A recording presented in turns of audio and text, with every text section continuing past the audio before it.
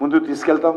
అదేవిధంగా మెడికల్ కాలేజీలు, తక్కువ ధరకు అందించేటువంటి జన ఔషధి కేంద్రాలు, ఐఐటీలు, ఐఐఎంలు లాంటి అగ్రశ్రేణి విద్యా సంస్థలను కూడా చాలా వేగవంతంగా విస్తరించేటువంటి కార్యక్రమం చేపట్టబోతా ఉన్నాం. దాంతోపాటు సెల్ఫ్ హెల్ప్ గ్రూప్స్, ఏదో వాళ్ళు బ్యాంకు నుంచి రుణాలు తీసుకొని వడ్డీలకు నడుపుకునేటువంటి మహిళా సంస్థలుగా ఉండకూడదు. సెల్ఫ్ హెల్ప్ గ్రూప్స్ ఏవైతే 8 లక్షలకు పైగా సెల్ఫ్ హెల్ప్ గ్రూప్స్ ఉన్నాయో వాటిని మరింతగా శక్తివంతంగా ముందుకు తీసుకెళ్లడం కోసం ఈ యొక్క వాటికి కావాల్సినటువంటి అనేక రకాల స్కిల్లింగ్, అదేవిధంగా ఫైనాన్స్ చేసి వాళ్ళతో మ్యానుఫ్యాక్చరింగ్ యూనిట్స్ పెట్టించేటువంటి కార్యక్రమం, వాళ్ళకు కావలసినటువంటి సాధికారత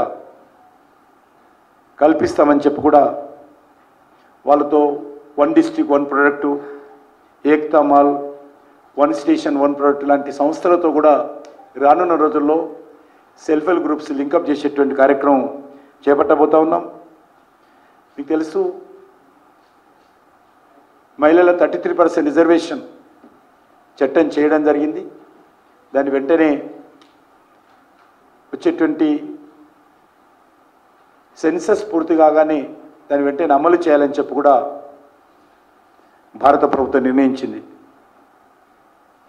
ఈరోజు పేపర్ లీకేజీలు ఏవైతే జరుగుతూ ఉన్నాయో అన్ని రాష్ట్రాల్లో కూడా ఖాళీ ఉన్నటువంటి ఉద్యోగ భర్తీలు చేయడంలో ఆలస్యం అవుతుందో దానిని ట్రాన్స్పరెన్సీతో అమలు చేసే విధంగా చర్యలు తీసుకోవాలని చెప్పి కూడా భారత ప్రభుత్వం నిర్ణయించింది.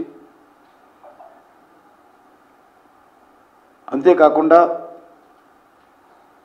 ఈరోజు పోస్ట్ ఆఫీసులు, దేశంలో ఉన్నటువంటి పోస్ట్ ఆఫీసులు ఇప్పటికే చాలా స్ట్రెంథన్ చేశాం.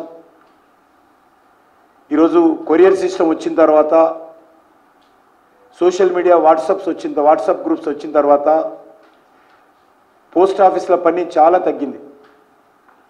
ఎవరు కూడా పోస్ట్ ఆఫీసులకు ఉత్తరాలు రాసే పరిస్థితి లేదు. ఏమైనా పెద్ద ప్రొడక్ట్స్ ఉంటే కొరియర్ పంపిస్తూ ఉన్నారు, ఇమీడియట్గా కావాలంటే సెల్ ఫోన్ మాట్లాడుతూ ఉన్నారు, ఇంకా ఏదైనా డాక్యుమెంట్ పంపాలంటే వాట్సాప్ ఉపయోగిస్తున్నారు. దాన్ని ఉపయోగించుకొని ఈ యొక్క పోస్ట్ ఆఫీసులను సోషల్ సెక్యూరిటీకి సంబంధించినటువంటి కేంద్రాలుగా ఉపయోగించాలి.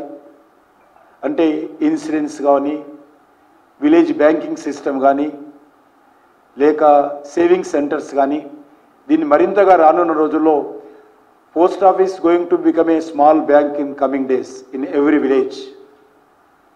ఆ రకంగా పోస్ట్ ఆఫీసులను చాలా స్ట్రెంథన్ చేస్తామని చెప్పి కూడా ఈసారి నిర్ణయం తీసుకోవడం జరిగింది. అంతేకాకుండా ఈరోజు అగ్రికల్చర్ యాక్టివిటీ మరింత స్ట్రెంథన్ చేస్తాం. ఫిషరీస్ యాక్టివిటీని కూడా చాలా పెద్ద ఎత్తున బ్లూ రెవల్యూషన్ కింద మన దేశ అవసరాలకే కాకుండా ప్రపంచ దేశాలకు కూడా ఫిష్ ప్రొడక్ట్స్ను ఎక్స్పోర్ట్ చేసే విధంగా దాన్ని వేగవంతంగా చేసినట్లయితే ఇటు రైతులకు లాభం చేకూరుతుంది, మత్స్యకారులకు లాభం చేకూరుతుంది, మన దేశానికి మంచి పేరు వస్తుంది, దేశం విదేశీ మార్గద్రవ్యం కూడా సంపాదిస్తుంది. కాబట్టి దాన్ని మరింత వేగవంతంగా చేయాలి. కారణము, మన దేశంలో ఉత్పత్తి అయ్యేటువంటి ఫిష్కు ప్రపంచవ్యాప్తంగా డిమాండ్ ఉంది. చాలా ఖరీదైనటువంటి ఫిష్ భారతదేశంలో ఈరోజు మనము డెవలప్ చేయవచ్చు. దాన్ని పూర్తిగా ఆ దిశలో ముందుకు తీసుకెళ్తామని చెప్పి కూడా ఈ సందర్భంగా మనవేస్తాను. అంతేకాకుండా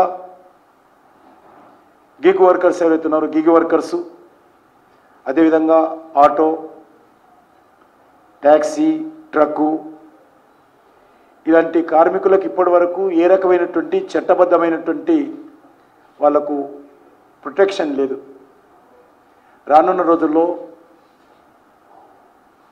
మరి కొరియర్ సెక్టార్లో పనిచేసేటువంటి వర్కర్స్ కావచ్చు, ఫుడ్ ఇళ్లలో సరఫరా చేసేటువంటి వివిధ కంపెనీలకు సంబంధించినటువంటి వర్కర్స్ కావచ్చు, ఆటోలు నడిపేటువంటి డ్రైవర్స్ కావచ్చు, ట్యాక్సీ నడిపేట వాళ్ళందరూ కూడా రానున్న రోజుల్లో వాళ్లకు కార్మికులుగా,